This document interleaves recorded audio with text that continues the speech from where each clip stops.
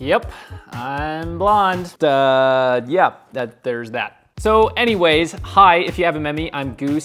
And I'm actually posting this video because I had a newer audio company reach out and send me this bad boy. Oh, the glare is like so bad. There we go.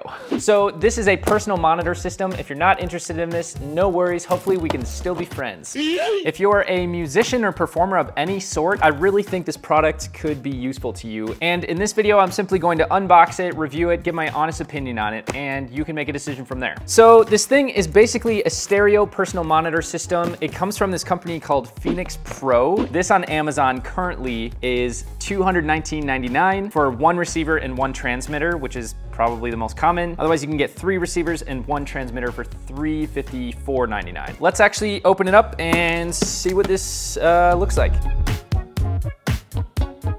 Voila! Oh yeah! This is awesome. So if you don't end up putting it in a rack, the fact that you can just grab it like little suitcase style. I love when stuff comes with a nice case and makes it easy to bring places. Got these 2 open tabs. Whoa, yeah. All right, here's what you see when you unbox it. Got a ton of adapters, cables, screws, the manual. Whoa, it smells super new. Got the body pack, the rack mounting metal, power supply for the unit, and the actual unit. This is awesome. I also found a screenshot on the Amazon link for this of everything that's included, and I think it's just really well put out, so I'm gonna put that on the screen. As I open this, I should mention, I found in the last page of the manual that it is under warranty for 1 year from the date of original purchase. So that's awesome. Never hurts to actually read the manual, you know what I mean? So I'm gonna actually unwrap this stuff. Got a massive antenna. It's got 90-degree turn. Got the rack mounting brackets, and all the screws for this are in here. Power supply, the transmitter, the receiver. The antenna's a little squiggly right out of the gate. And I'm just gonna throw the batteries in right away. So you just pinch on the side here. Okay, let's see how to boot this up. Okay, that was straightforward. Press and hold it to turn it on or to turn it off. Pretty simple. Okay, plug in the power supply in. See how this works in the receiver.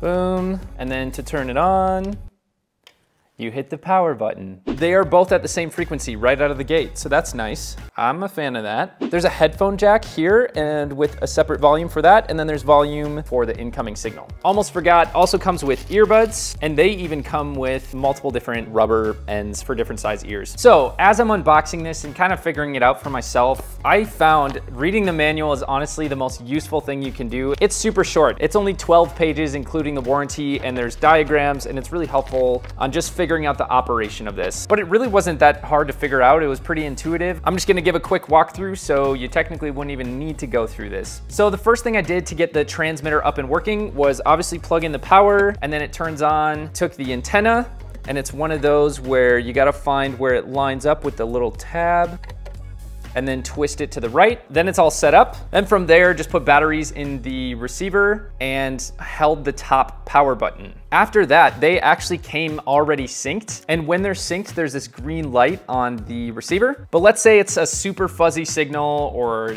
you're just in a super busy place and there's tons of frequencies around and it's like getting in the way of this. To change the channel on the transmitter, you hit set.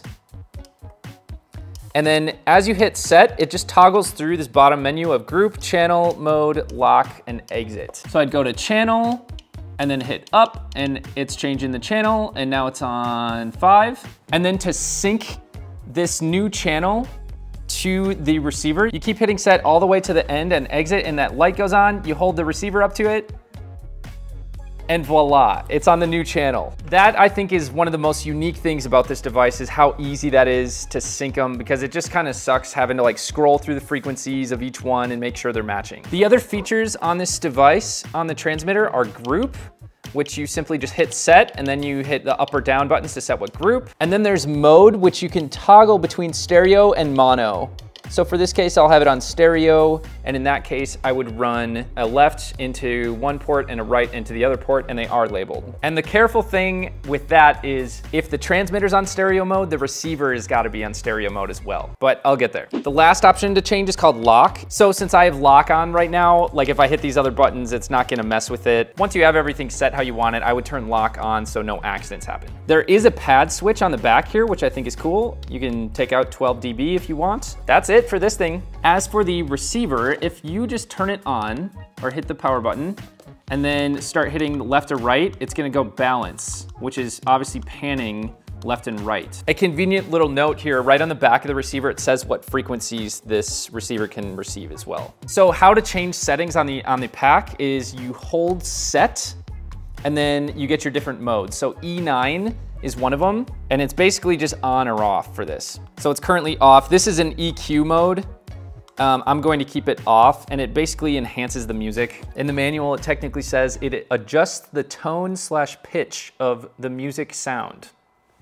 I'm guessing based off my experience of other in-ear systems that it enhances like the high end, maybe adds some low end, but most likely adds some high end and some brightness so it's easier to tell what's going on. If you hit set again, the next mode is L1, which is simply a limiter. I think that's nice to have that option, but I don't like to use limiters because they seem to kind of compress the whole sound. The next mode is FO, which in this case means focus. If focus is on, it's in mono mode. This is where the transmitter and the receiver need to be on the same page. If the receiver's in mono or focus mode, the transmitter also needs to be. So I'm just keeping them both on stereo for now. So to clarify, if I want the receiver on stereo mode, I'll have FO off. And then the last mode on this thing is called LO, and that just means lock. So just like the transmitter, you can just turn that on. That will make it so if you're hitting buttons by accident, it's not gonna be tweaking your settings. It's gonna lock it as is. As for operating the system, that's basically it. The rest is just up to volume knobs, making sure you're setting appropriate gains. So now I wanna actually take this bad boy for a test run and see how it actually works. So for this test, I'm going to play some music from my phone into the transmitter, which I simply am plugging left and right. I'm gonna sync it up. I'm actually gonna use the earbuds that come with this, and I'm gonna leave it on channel 1, the channel that everything came out of the box synced to, and see how far I can go. I'm gonna walk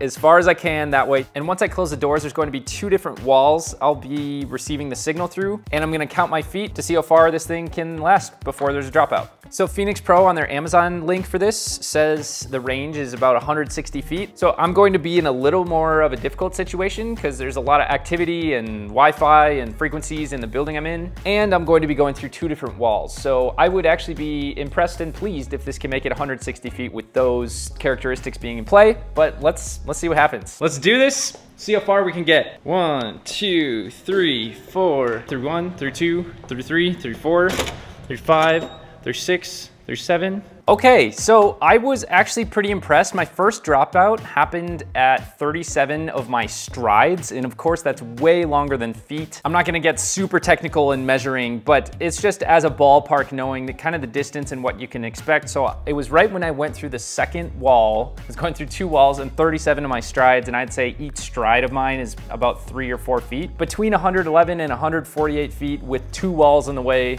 had 1 little blip of a dropout. That probably would have still been fine to perform, but the more ideal of a space you can be in, the better. If it's an open room or just have the transmitter as close to you as possible. If you can have it on stage, that's super ideal, or have it by front of house, you should be more than fine. And this product is literally created for this. So I'm very confident with this after that test, and I'm definitely gonna be using this live, so I'm pumped about it. Overall, I would say the main cons of this thing are, I suppose it took a little longer to figure out, but I do love that the manual is only 12 pages. I guess besides the time that it took to get to know it, and that it's not like only $5, which is just unrealistic. I guess I also think the E9 thing for EQ, like that wasn't very intuitive. I had to kind of figure that out in the manual.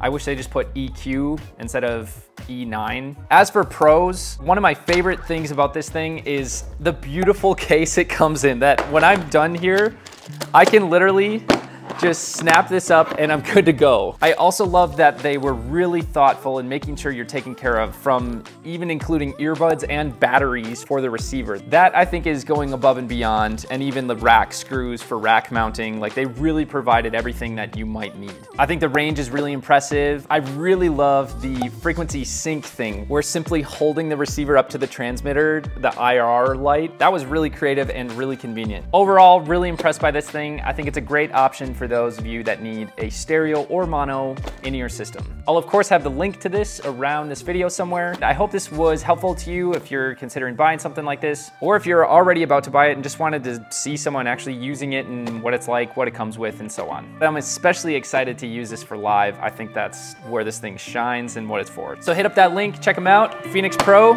well done. Goose out.